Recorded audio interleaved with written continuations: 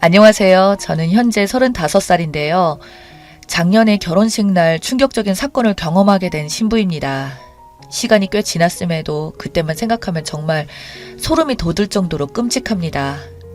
대길 씨와는 딱 1년 만나고 결혼식을 올렸는데요. 정말 괜찮은 사람 같았고 2번 다시 이런 남자 만나지 못할 것 같아 결혼을 결심하게 되었어요. 저희는 군산에서 만났고 저는 은행에서 일을 하고 있어요.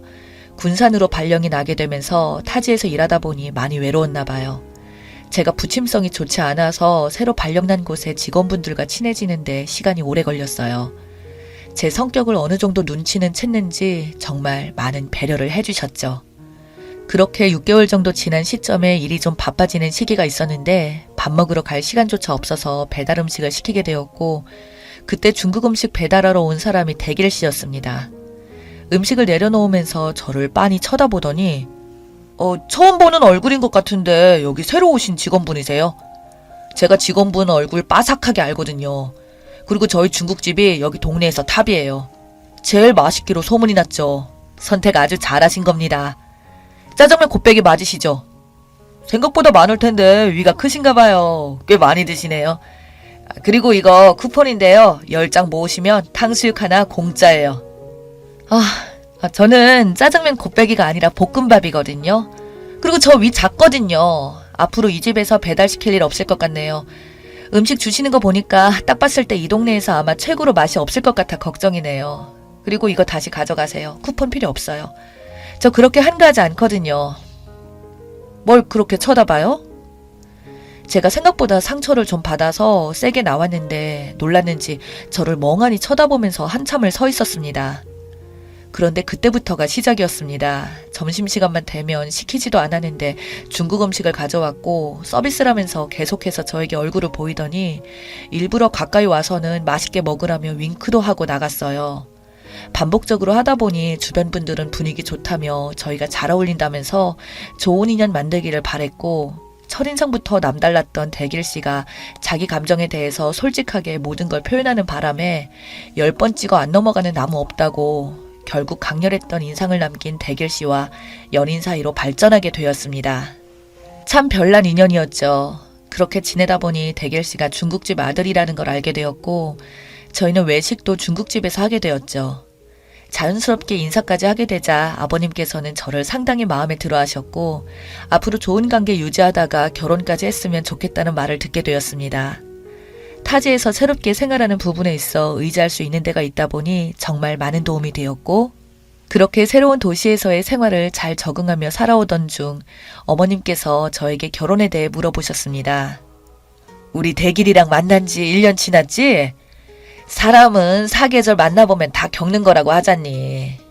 그래서 하는 말인데 쇳불도 당기며 뽑으라고 조만간 날짜 잡으면 좋겠는데 어때? 너무 갑작스러워서 좀 당황스럽긴 한데요.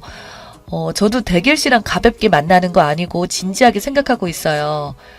그런데 대길 씨 생각을 확실하게 듣지 못해서 먼저 대길 씨와 대화를 진지하게 해보는 게 좋을 것 같아요.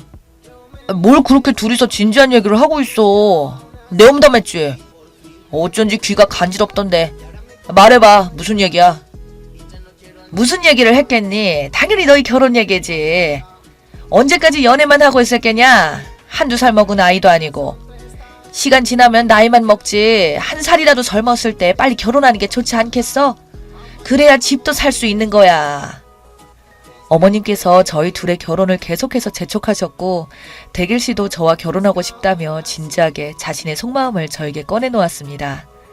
그렇게 저희 부모님 집에 대길 씨와 함께 인사드리러 가게 되었고 좋은 이미지를 주려고 많은 노력을 하면서 부모님께 점수 따려고 애 많이 썼습니다. 그렇게 상견례 날짜를 잡고 양가 부모님과 함께 좋은 시간을 가지게 되면서 결혼 날짜까지 잡게 되었어요. 별 문제 없이 결혼식 준비를 해왔는데 대길 씨와 어머님의 행동이 몇 가지 거슬리는 부분들이 눈에 띄기 시작했죠. 그래서 어쩔 때는 저에게 무언가를 숨기고 있는 것 같은 행동을 하거나 제가 안 볼 때마다 서로 인상을 쓰면서 심각한 대화가 오가는 것 같았습니다. 저를 숙소에 데려다주는 대길 씨에게 물어봤죠. 아까 어머님이랑 무슨 얘기를 했어? 내가 알면 안 되는 거야? 아, 심각한 게 아니라 아이를 몇 명이나 낳을 건지 그런 대화를 했어. 신경 안 써도 돼. 그러고 보니 대길 씨와 저는 한 번도 잠자리를 가진 적이 없었어요. 저도 그렇지만 대길 씨가 더욱더 저를 지켜주길 원했고 더 중요한 건 결혼 후에 부부 생활을 가지려 했기 때문에 그런 모습에 더욱 끌리게 되었던 거죠. 그렇게 결혼식을 며칠 앞두고 문제가 하나 터지고 말았습니다.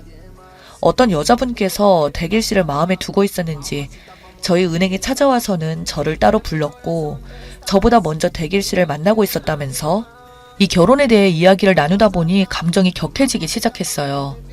처음에는 좋게 대화를 이어나갔죠. 하지만 도저히 침착하게 대화를 이어나갈 수 없을 정도로 예민하게 반응하던 그 여자는 저와 대길 씨가 만나기 전부터 만났었던 사이고 서로 심하게 싸운 일이 있었는데 그로 인해 잠시 헤어졌지만 아직까지 연락을 주고받고 있다며 전날에 서로 대화할 문자 내용까지 보여줬어요. 원하는 게 뭐냐고 과거에 헤어졌으면 잊어버리면 될 것을 왜 결혼식 며칠 남지도 않았는데 이렇게까지 행동을 하는 건지 물어보는데 옆에서 함께 일하던 직원 언니가 대길 씨 중국집에 전화를 해서 상황에 대해 이야기를 하자 곧바로 은행으로 대길 씨가 달려와 빠르게 상황을 수습해줬습니다. 의문의 여자는 대길 씨를 보자마자 그동안 자기가 잘못했다며 애원하고 울고불고 매달렸고 그런 모습들을 보고 뒤처리가 제대로 마무리되지 않은 대길 씨를 보니 잠시 실망도 하게 되었어요. 그렇게 한동안 은행 밖에서 둘의 대화를 하는 모습을 보게 되었고 이게 뭔 일인지 동네 창피할 정도로 언성이 높아진 상태로 싸우는 모습을 보게 되니 순간 이 결혼을 해야 하는 건가 생각이 들면서 갈등을 하게 되었어요. 하지만 대길 씨는 저에게 조심스럽게 예전에 만났던 여자가 맞지만 깔끔하게 정리할 거고 미안하다고 사과를 했어요. 그렇게 난감했던 상황들이 지나가고 대길 씨와 결혼하게 되는 당일 새로운 출발을 시작하는 저희들을 축하해 주려고 정말 많은 사람들이 모이게 되었어요. 그날은 제가 주인공이었고 그동안 많은 것들을 준비했기 때문에 완벽한 결혼식을 꿈꾸며 무사히 끝나기를 바라고 있었지만 제가 생각했던 것과 다르게 엄청난 일이 벌어지고 말았습니다. 결혼식이 순조롭게 진행이 되고 신랑 신부 맞절을 하는데 갑자기 작고 네모난 물건이 제 앞으로 던져졌고 맞절하고 있는 상태에서 주울까 말까 고민을 했지만 알 수 없는 상황이라 대길 씨가 몰래 결혼식 이벤트를 준비해 둔 줄 알고 들뜬 마음으로 떨어져 있던 물건을 주우며 고개를 들었는데 앞쪽에 선글라스를 쓰고 있던 누군가가 저희 쪽을 바라보고 있었고 손가락으로 제가 줍던 물건을 들어보라며 신호를 보내길래 대길 씨를 쳐다보니 웃고만 있어서 이벤트인가 보다 생각하며 자세히 보니 녹음기길래 재생 버튼을 눌렀습니다. 나 말고 다른 사람이 당신을 좋아하는 건 말이 안 돼. 나한테 다시 돌아와. 용서해 줄 테니까. 저 여자한테도 당신 정상적이지 않은 남자라고 말했어? 아니지? 내가 그럴 줄 알았어. 그런 거 숨기고 결혼하면 끝일 것 같아? 절대 그렇지 않아. 해결될 수 없다고. 저 여자한테 더 큰 상처 주지 말고 당신이 결혼 없던 일로 해. 그렇지 않으면 나 그냥 가만히 있지 않을 거니까. 나랑 다영이 생각하는 것처럼 가벼운 사이가 아니야. 마음속 깊은 곳에서부터 네가 알지 못하는 진지한 감정들이 자리 잡고 있다고. 두 번 다시 이런 돌발 행동하면 나도 절대 가만히 있지 않을 테니까 그런 줄 알아. 우린 헤어졌고 얼굴 볼 일 없는 사이야. 순간적으로 저는 멍해진 상태로 대길 씨를 쳐다보고 있는데 녹음기에 들려온 대화에 손이 떨리기 시작했어요. 사색이 된 대길 씨가 제가 듣고 있던 녹음기를 뺏으려 하자 대길 씨를 밀쳤고 결혼식장에서 웅성거리는 소리가 주위에 울려 퍼졌습니다. 그런데 그 다음 내용이 더 큰 충격을 주고 있었고 결국 녹음기를 대길 씨 얼굴에 던져버리고 말았습니다. 뭐야? 저 여자 왜 다시 나타난 거야? 헤어진 거 아니었어? 뒤처리 완벽하게 하라고 했잖아. 은행까지 찾아갔었다며. 이제 결혼식 코앞인데 힘들게 만들어 놓은 상황을 모두 무산시킬 거야? 왜 이렇게 어설프게 움직여? 너 결혼하고 나서 배달하다가 적당히 넘어져. 알겠니? 그래야 평생 네가 사랑하는 여자 끼고 살 수 있어. 그렇지 않으면 이 결혼 끝장이야. 다시 한번 말하지만 신혼여행은 결혼식 다음 날로 잡았지?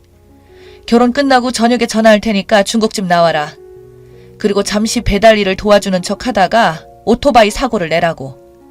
그래야 찾을 수 없지. 그럼 현실을 받아들일 거다. 아기는 인공수정으로 충분히 만들 수 있으니까 걱정하지 말고 오토바이 사고 후유증으로 둔갑하면 되는 거야. 알겠어? 정신 똑바로 차려. 이제 다 왔으니까. 쟤는 화장실 간다면서 왜 이렇게 안 오니? 제가 오늘 너랑 나랑 식당으로 부르는 바람에 얼마나 놀라는 줄 알아? 쟤는 불임이라 아기를 가지지 못하잖아. 한쪽은 정상이어야 하지 않겠어? 불임 며느리의 고자 아들이면 아기는 어떻게 가지라고.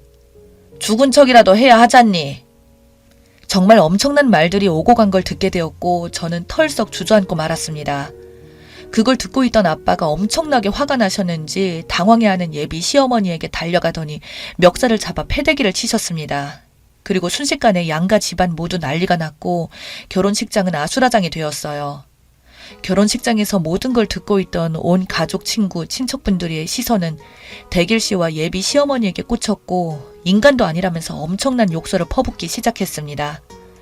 주저앉아 있던 저에게 울며 다가온 대길 씨는 자기는 사랑한다며 마음은 변하지 않으니 결혼하는 거 문제없이 진행하면 된다면서 인공수정하자고 제 손을 잡으려 하자 엄마가 그 모습을 보고 한복을 치켜 올려 세운 뒤 오셔서는 얼굴이 시뻘개진 상태로 대길 씨에게 쓸모없는 물건 사용도 못하는데 자기 딸 평생 목에 거미줄 치게 만들 거냐고 대길 씨를 세차게 걷어찼고 엄청난 고통이 뒤따랐는지 바닥에서 뒹굴자 그걸 본 예비 시어머니가 흥분해서 엄마를 향해 앞만 보며 돌진해 오던 중 미끄러지면서 뒹굴고 있던 대길 씨의 그곳을 발 뒤꿈치로 지그시 밟았습니다. 그 순간 엄청난 고통의 비명소리가 예식장에 울려 퍼졌고 수습이 안 될 정도로 아수라장이 되어버렸어요. 그런데 저를 계속해서 바라보고 있던 선글라스 낀 여자가 선글라스를 벗더니 저를 바라보며 기분 나쁜 미소와 함께 뒤돌아 사라졌습니다. 그 사람은 바로 은행에 찾아와 대길 씨와 헤어지라고 말했던 여자였어요. 여자가 한을 품으면 온유월에도 서리가 내린다는 말이 피부로 와닿았던 날이었습니다. 결국 결혼식은 물거품이 되었고 하마터면 사기 결혼을 당할 뻔했어요. 남자 경험이 한 번도 없던 제가 평생 경험 없이 인생을 살아갈 뻔했네요. 저는 이 사건이 있고 난 후 서울로 발령이 나서 다시 새롭게 일을 시작하며 새로운 환경에 적응해서 잘 지내고 있습니다. 그때 그 여자가 아니었으면 저는 지금 매일 눈물로 하루하루 살고 있었겠죠. 생각만 해도 끔찍하고 소름이 돋습니다. 어떻게 사람의 탈을 쓰고 저런 계획을 꾸미고 있었는지 너무나 무서웠어요. 그때 결혼식에 손해를 보게 된 비용과 그리고 정신적인 피해 보상 모두 청구 소송으로 진행했고 대길 씨의 중국집은 결혼식 사건 이후 순식간에 소문이 퍼지게 되었고 그 동네에서 주민들 모두 음식을 시켜 먹지 않아 결국 중국집은 문을 닫게 되었다네요. 뿌린 대로 거두게 된 거죠. 사람이 심보가 못되면 돌아오는 것도 쓰다는 걸 눈으로 직접 보게 된 사건이었습니다. 똥차 지나갔으니 언젠가 좋은 인연 오게 될 날이 있겠죠. 그래도 혼인신고하기 전에 모든 사실을 알게 되어 천만다행이었어요. 그 여자분 다시 만나게 되면 식사라도 대접해드리고 싶어요. 살려줘서 고맙다고요. 제 사연은 여기까지입니다. 읽어주신 분들 언제나 행복하시고 하시는 일 모두 대박나시길 바랍니다.